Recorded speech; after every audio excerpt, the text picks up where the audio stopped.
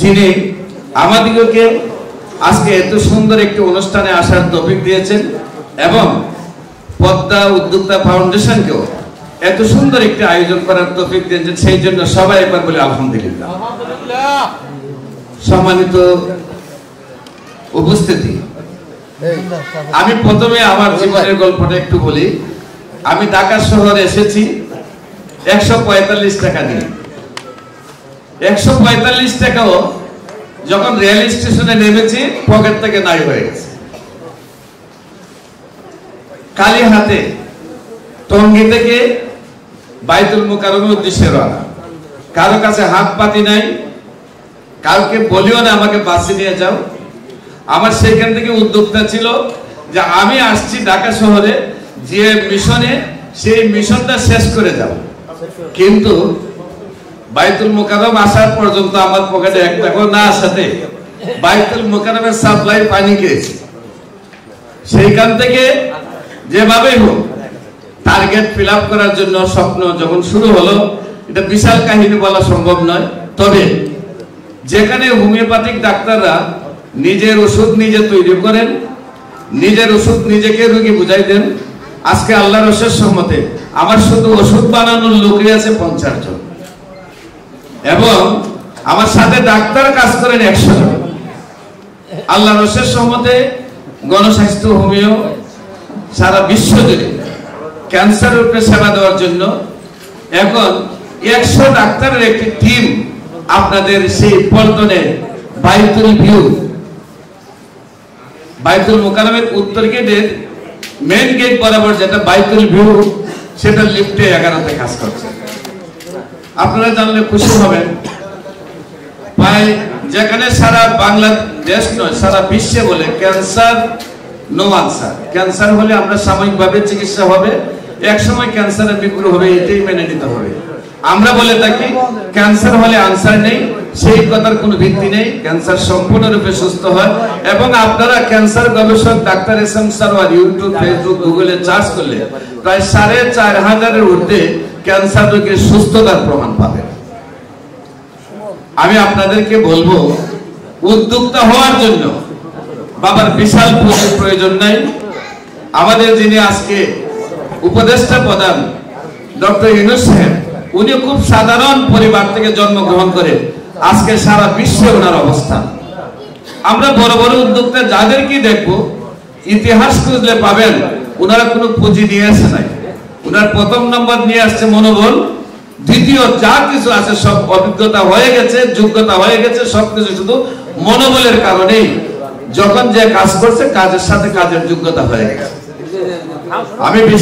আমি নয়, আপনারা বিশ্বাস করেন, সারা বিশ্বের মানুষ বিশ্বাস করে education is the backbone of a nation. শিক্ষাই জাতির মেরুদণ্ড। No progress can be possible without education. শিক্ষা ছাড়া কোনো জাতির উন্নতি হতে পারে না। আমরা যখন লেখাপড়া করেছি, আমাদের ছোটবেলা অঙ্ক করার সময় স্যার বলে দিয়েছে, দেখিস রে এই অঙ্কটা কিন্তু আসতে পারে চাকরির মধ্যে,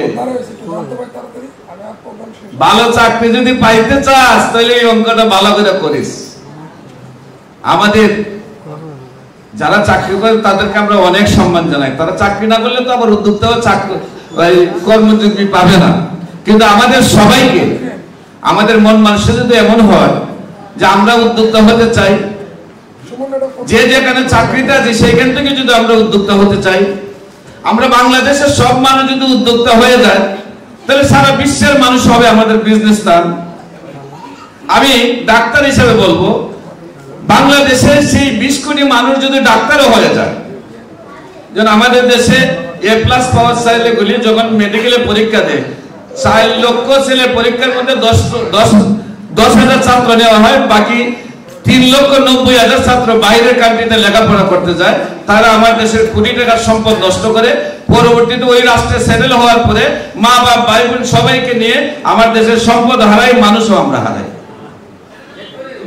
কিন্তু সবাইকে যদি আমি মনে করলাম বাংলাদেশে এমন হয়েছে যে আপনি সব ডাক্তার হতে চাই, অসুবিধা কি?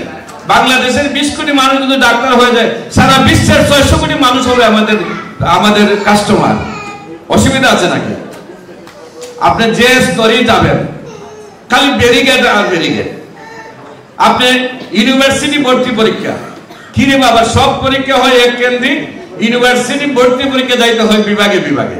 ছেলেদের যখন লেখাপড়া দরকার তখন তারা বিভাগে বিভাগে ঘুরে 1 মাস সময় নষ্ট করে ফেলে।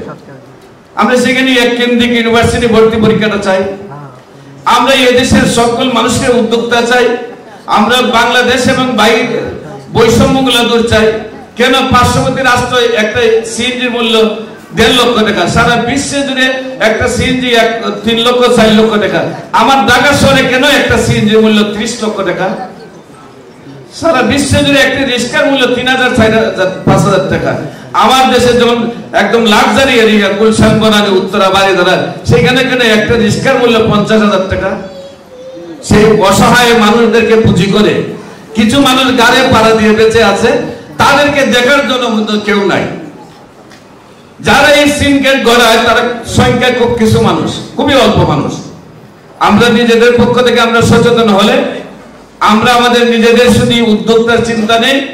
আজকে উদ্যোক্তা ফাউন্ডেশন যেভাবে, পদ্মা উদ্যোক্তা ফাউন্ডেশন যেভাবে কথা বলার সুযোগ দিয়েছে, এমনি ভাবে যদি আমরা কথা বলার সুযোগ গুলা করে নেই, তাহলে সমাজে সেই অসৎ ব্যক্তিগুলা একেবারে বিনিশ হয়ে যাবে। আমরা দাবি করব উদ্যোক্তা, কিন্তু উদ্যোক্তা হবেন কিভাবে? উদ্যোক্তা হইতে গেলে দেখবেন প্রথমে আপনার পৌরসভার অনুমোদন, তারপর পানি উন্নয়নের অনুমোদন, তারপর রোডসের অনুমোদন, তারপর পরিবেশের অনুমোদন, তারপরে এই অনুমোদন সেই অনুমোদন, অনুমোদন অনুমোদন অনুমোদন, তার উদ্যোক্তা কাজ শেষ। কেন রে ভাই? এত কেন আয়োজন? আপনি সিটি কর্পোরেশন অথবা পৌরসভার একটা অনুমোদনের মাধ্যমে মানুষকে উদ্যোক্তা হওয়ার সুযোগ দেন না। ব্যাংকের থেকে হাজার হাজার কোটি টাকা লোন দিচ্ছে কেন রে ভাই?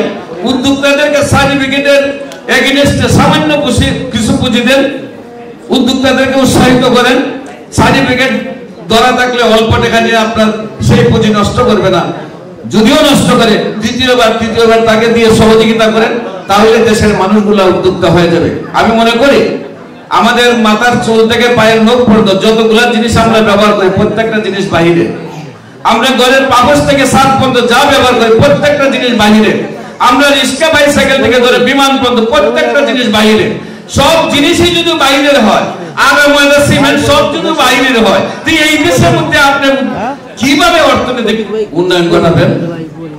আমরা মনে করি সুই থেকে বিমান পর্যন্ত প্রত্যেকটা জিনিস তৈরি করার মতো যোগ্যতা এই দেশের মানুষের আছে, কিন্তু উদ্যোক্তাদেরকে সহযোগিতা করা হয় না। উদ্যোক্তা নিলে তাদের গলা চেপে ধরা হয়, সেই জন্য উদ্যোক্তা হতে পারে না। আমি সবাইকে বলবো, যারা বিভিন্ন প্রশাসনিক ক্ষমতায় আছেন তারা সহযোগিতা করেন, আর যারা উদ্যোক্তা হওয়ার ইচ্ছা আছেন তারা উদ্যোক্তা হন। তাহলে আমার দেশ সোনার বাংলাদেশ সারা বিশ্বের মধ্যে অবস্থান নেবে। সবাইকে ধন্যবাদ জানাচ্ছি। আসসালামু আলাইকুম ওয়া রাহমাতুল্লাহি।